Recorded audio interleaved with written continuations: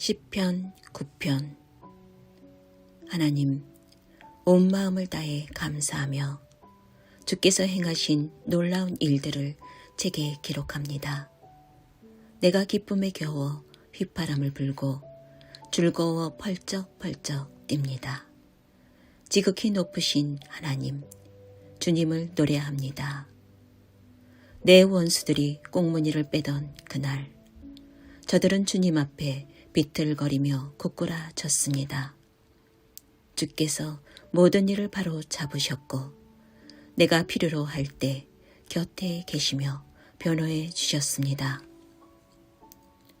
주님은 사악한 민족들에게 호루라기 불어 경고하시는 분, 비열한 반칙을 저지른 선수들을 퇴장시키시고 곧바로 명단에서 그들의 이름을 삭제하시는 분, 원수들이 퇴장당해 사라지고 그들의 명성은 놀림거리가 되었으며 그들의 이름이 명예의 전당에서 지워졌습니다.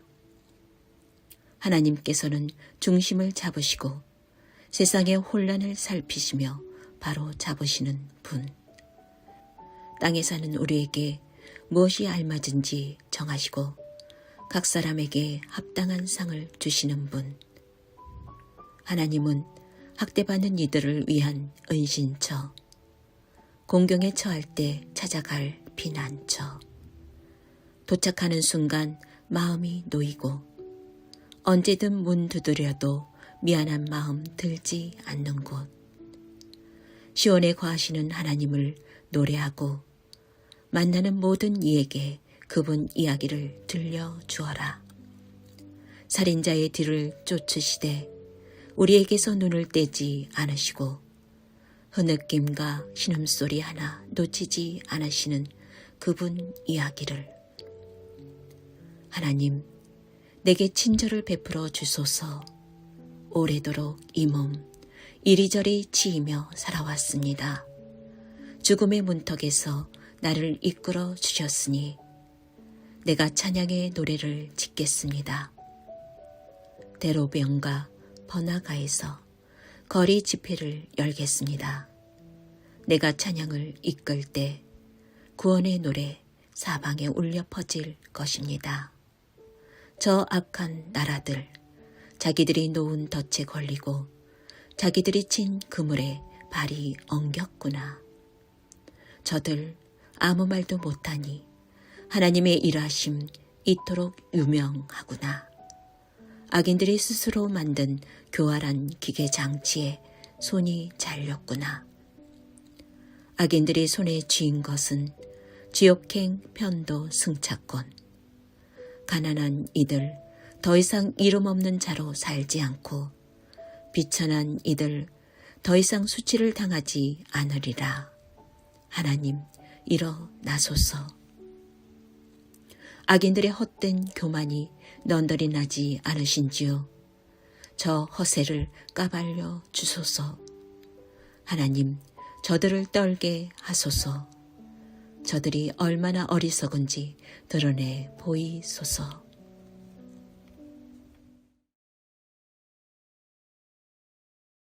할렐루야. 오늘 우리에게 주신 하나님의 말씀은 시편 9편 1절부터 20절까지 말씀입니다. 오늘 말씀의 제목은 심판의 권한입니다. 우리에게 가장 기억에 남는 월드컵을 꼽으라고 한다면요, 2002년도 월드컵을 꼽을 수 있을 겁니다. 그리고 그 중에서 가장 극적인 경기를 꼽는다면요, 바로 16강전 이탈리아와의 경기를 꼽을 수가 있습니다. 그 당시 이탈리아의 전력은요, 말 그대로 우승권이었는데요. 세계 3대 수비수가 모두 이탈리아에 있었고요. 최고의 공격수, 그리고 미드필더진도 최상이었습니다. 심지어 골키퍼까지도 최고의 골키퍼였어요. 그리고 그 당시 거스 히딩크 감독이 이끄는 우리나라는요, 감히 스쿼드에서 이탈리아에 비빌 수도 없는 그런 실정이었죠. 그런데 상황이 참 재밌게 만들어진 게요, 세계 3대 수비수 중 칸나바로라는 수비수는 경고 누적으로, 그리고 네스타라는 수비수는 부상으로 한국전 출전이 불발됐습니다. 우리나라의 승인 중 하나죠. 그래서 해볼만 하다 이러면서 이제 경기가 시작이 되었어요. 그런데 경기 시작하자마자 전반 18분에 이탈리아는 득점하고 맙니다. 우리나라는 1대 0으로 계속해서 끌려갔고요. 경기는 후반까지 계속됩니다. 그래서 이제 지겠구나라는 생각이 지배적인 그런 시간이 되었을 때 후반 43분 대체 수비수로, 그러니까 앞서 말씀드렸던 세계 3대 수비수 중 2명이 빠졌잖아요. 그들을 대체하려고 들어왔던 수비수였던 파누치라는 선수가 제대로 걷어내지 못한 공을 설기현 선수가 왼발슛으로 차 넣어서 동점이 되게 됩니다. 난리가 났죠. 한국은 그렇게 극적으로 연장전에 돌입하게 돼요. 그리고 연장전에서 또 한 번의 엄청난 사건이 벌어집니다. 이탈리아의 에이스였던 프란체스코 토티 선수가요, 시뮬레이션 동작으로 퇴장을 당하게 된 거예요. 심판은요, 이때 단호하게 레드카드를 꺼내면서 토티를 퇴장시킵니다. 우리나라는 그 이후로 수적 우세를 힘입어 결국 연장전에서 안정환 선수의 헤딩골, 그 골든골로 승부를 뒤집고 8강에 진출하게 되죠. 이같이 너무 놀라운 일이 만들어졌는데요.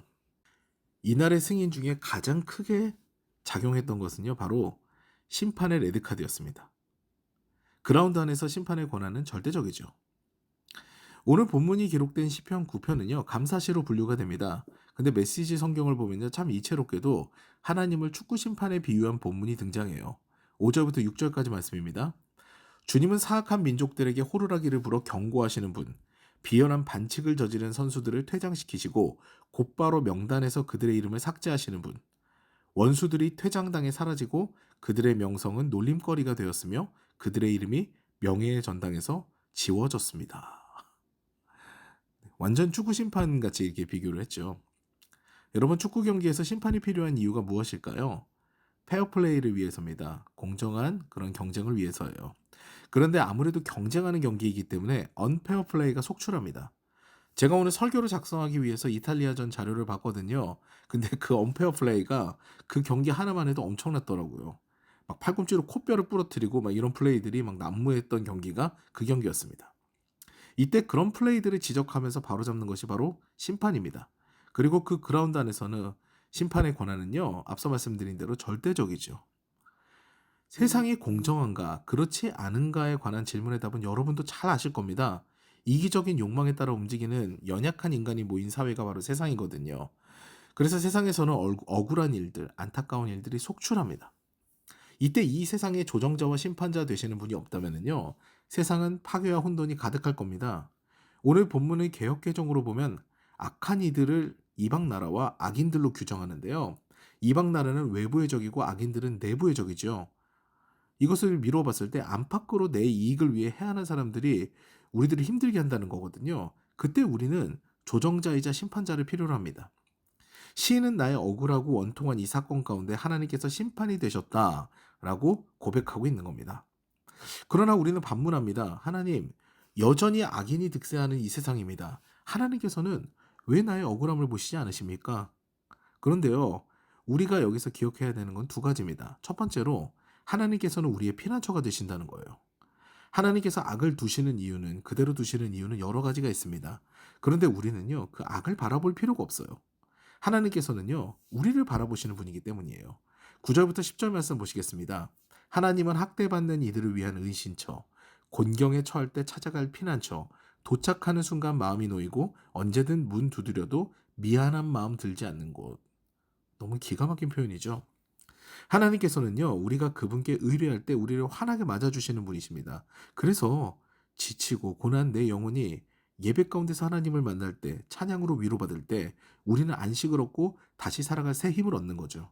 그리고 궁극적으로 우리가 기억해야 되는 것은요, 우리의 육신은 결국 실패한다는 겁니다. 우리의 육신은요, 날마다 붕괴되고 있어요. 죽음을 향해 달려가고 있고, 이거는 피할 수 없는 진리입니다. 선한 사람도 악한 사람도 죽음을 피할 수 없어요. 그런데 하나님의 자녀는요, 그 이후의 삶이 보장이 됩니다. 실패가 성공이 되는 티켓으로 바뀌는 거죠. 그래서 천국 복음이 중요합니다. 내가 죽음 이후의 삶을 보장받기 위해서는 하나님의 백성이 되어야 하는 거거든요. 그리고 그 삶은요, 나의 죽음 이후뿐만 아니라 현재의 삶도 행복의 길로 나아가게 합니다. 오늘도 심판이 되셔서 인생에서 언페어 플레이 하는 이들에게 레드카드를 꺼내시고 우리에게 공정함을 선물로 주신 하나님과 깊게 교제하며 그분의 울타리 안에서 행복하게 하루를 시작하는 저와 여러분 되시기를 주님의 이름으로 축원합니다.